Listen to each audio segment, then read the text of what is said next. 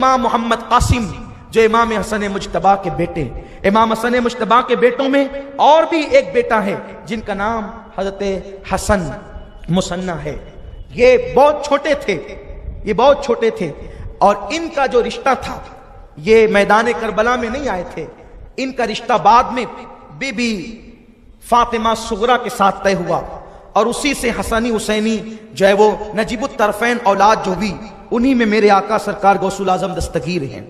یہ حسنی سادات حضرت حسن مثنی سے، لیکن حضرت امام محمد قاسم ابن امام حسن مجتبی آئے، چچا مجھے کربلا کے میدان میں جانا ہے، سارے آبان و انصار شہید ہو گئے، ہمارے دوسرے چچا بھی شہید ہو گئے، مجھے جانے دے۔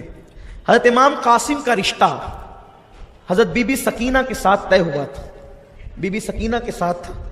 جیسے ہی قاسم سامنے آئے، حضرت امام قاسم سامنے آئے، مجھے میدان میں جانے دے، آپ نے کہا بیٹے میرے بھائی کی تو نشانی ہے، اگر تو شہید ہو گیا تو میرے بھائی کی نسل کیسے چلے گی، کیونکہ جو تیرا بھائی ہے وہ چھوٹا ہے اور بچوں کے مستقبل کی کوئی گارنٹی نہیں ہوتی، اس لیے میں تجھے جانے کی اجازت کیسے دوں؟ نہیں جانا بیٹا، اس لیے کہ جو جاتا ہے وہ واپس نہیں آتا۔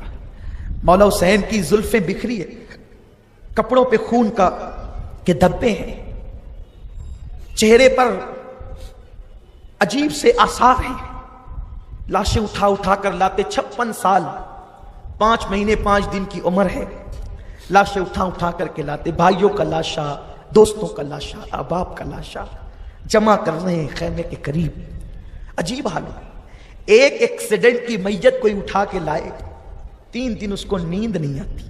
وہ لوگ جو سماجی کام کرتے ہیں پوچھو ان سے، مولا حسین تیری عظمت پہ سلام۔ اب اس کو جانے کی باری ہے جس کے ساتھ بیٹی کا مستقبل وابستہ ہے۔ لوگوں نے عجیب روایتیں گڑھ رکھی ہے، وہاں تو قاسم کی مہندی نکلی تھی، ہم کہتے ہیں توبہ کرو، کیا بکتے ہو؟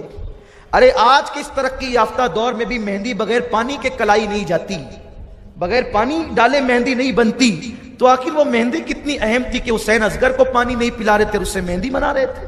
شرم کرو، کیا بکتے ہو، کیا بکواس کرتے ہو؟ کوئی مہندی کا تصور کربلا میں نہیں۔ ارے عام مردوں کے لیے مہندی حرام ہے، رسول اللہ کا شہزادہ مہندی لگائے گا؟ وہاں شادیوں کی محفل برچانے گئے تھے؟ یہ سارے خرافات، نہ اسے بیان کیا جائے نہ اس پر یقین رکھا جائے، یہ سب خرافات ہے۔ ہم اہل سنت اس سے برات کا اظہار کرتے ہیں، ہاں جتنی جائز چیزیں ہیں ہم اس سب کی تائید کرتے ہیں، اس لیے خرافات کی طرف نہ جاؤ۔ مولا حسین نے جب منع کر دیا، امام قاسم پھوپھی کے پاس آئے، پھوپھی حضرت امام مجھے منع کرتے ہیں کربل میں جانے سے۔ پھوپھی نے 19 سال کے جوان بھتیجے کو سینے سے لگایا، بیٹے ٹھیک ہی کہتے ہیں۔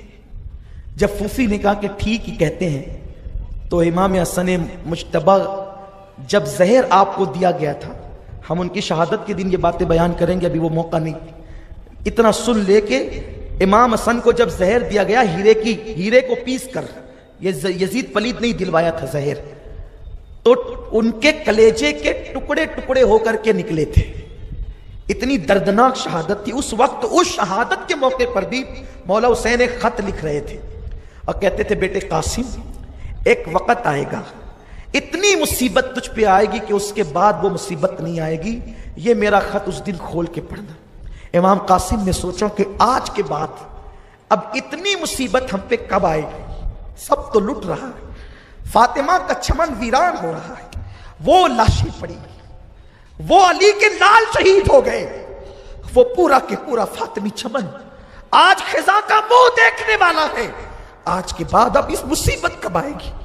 نکالا تعویذ، کھولا، اس پہ لکھا تھا میرے بیٹے میرے دل کی چین، میری آنکھوں کی ٹھنڈک، جانے پدر اس وقت تو کربلا میں ہوگا، میرے بھائی حسین کے قدموں پہ قربان ہو جا، یہ تیرے باپ کی تجھے نصیحت ہے، وصیت ہے، بیٹا میرے بھائی کے قدموں پہ جان دے دے، کاش میں ہوتا تو میں بھائی کے قدموں پہ جان دیتا، بیٹے میں نہیں ہے تو تو جان دے کر باپ کی طرف سے فدیہ ادا کر دے۔ قاسم کے تو باتیں کھل گئی، چچا اب تمہاری مانو کہ اپنے ابا کی مانو. دیکھو دیکھو آپ منع کرتے ہیں, میرا بابا یہ مجھے شہادت کی سند دے کر کے گیا ہے. امام نے خط لیا. دیکھو بھائیوں میں محبت ہو تو اس طرح ہو. کربلا بتا رہا ہے کہ جہاں تلاوت قرآن ہے, جہاں نماز کی پابندی ہے, وہاں آپس میں بھائیوں میں پیار کتنا ہے. مولا حسین نے خط پڑھا, مچل گئے, ہاتھ کو اوپر اٹھایا اور عرض کی اللہ میرے بھائی نے میری محبت کا حق ادا کیا ہے. اس نے یہ بھی پرواہ نہ کی کہ اس کا بیٹا شہید ہوگا تو اس کی نسل کیسے چلے گی. اللہ تو مظلوم کی دعا سنتا ہے. حسین مظلوم ہے, مسافر کی دعا سنتا ہے. حسین مسافر ہے, تو مجاہد کی دعا سنتا ہے. حسین مجاہد ہے, تو قاضی کی دعا سنتا ہے. حسین قاضی ہے, تو جمعہ کے دن دعا قبول کرتا ہے. آج جمعہ بھی ہے, تو عاشورہ میں سنتا ہے. آج عاشورہ بھی ہے. مولا آج میں اپنے بھائی کے لیے دعا کرتا ہوں کہ میرے بھائی نے میرا اپنا بیٹا میرے قدموں پہ قربان کرنے کی بات کی, تو اس کی نسل کو قیامت تک باقی رکھنا اور ایسی اولاد پیدا کرنا جس سے میرے بھائی حسن کا نام قیامت تک زندہ رہے. ندائے حسین قبول کیا, تیرے بھائی حسن کی اولاد قیامت تک موجود رہے گی اور اس کی نسل میں ایسا بیٹا پیدا کروں گا کہ جو شان تیرے نانا کو میں نے نبیوں میں عطا کی ہے, اس حسن کے بیٹے کو وہ شان ولیوں میں عطا کروں گا. اس کا نام عبد القادر جیلانی ہوگا. سبحان اللہ. نعرہ تکبیر, نعرہ رسالت, نعرہ حیدری, ذکر تاجدار کربلا, نعرہ غوث. میرے غوث کے ڈنکے کربلا میں بھی بجے ہیں, میرے غوث کے ڈنکے کربلا میں بھی بجے ہیں. مولا حسین کی دعا کی برکت ہے. اور کہا کہ درمیان میں عبد القادر ہوگا اور اخیر میں محمد مہدی ہوگا. حسن کی اولاد میں ایسے بیٹے پیدا کروں گا کہ بیچ میں عبد القادر, ابتدا قاسم, بیچ میں عبد القادر اور اخیر میں محمد مہدی. امام حسن کی اولاد میں ہوں گے امام مہدی. ارے یہ کتنی شان کی بات ہے. آل محمد کے لیے کوئی قربانی دے کر تو دیکھے کتنا بڑا صلہ ملتا ہے. امام حسن کو مولا نے, حالانکہ وہ بھی آل محمد ہے, لیکن آل محمد ہو کر بھی آل محمد پہ قربانی دی. اللہ نے کیسی شان بلند کی. اس کے بعد حضرت قاسم کو سینے لگایا. جب تیرے بابا نے کہا بیٹے تو اب میں روک نہیں سکتا, جا. حضرت قاسم اتنے خوبصورت تھے. اب یہ بات مجھے ہر جگہ کہنے کی ضرورت تو نہیں پڑے گی کہ خوبصورت تیری نسل پاک میں ہے, بچہ نور کا, تو ہے عین نور, تیرا سب گھرانہ نور.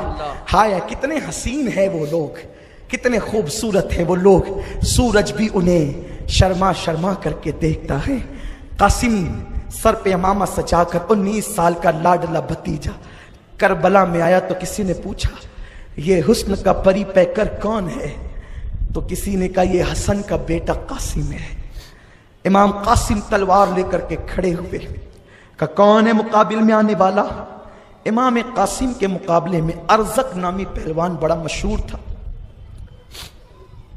دمشق یعنی شام کے علاقے میں اس کی بڑے چرچے تھے, بہت چرچے تھے اس کے. عراق و شام میں اس کی ایک عجیب دھاپ تھی. اس کو کہا شمر نے جا لڑ اس سے. اس نے کہا یہ بچہ ہے, میری توہین ہے. تو اس نے پہلے اپنے ایک بیٹے کو بھیجا. امام نے اس کے 2 ٹکڑے ایک بار میں کیے. یہ آپ جو ہے نا کسی ناول کا قصہ نہیں ہے, یہ تاریخ ہے.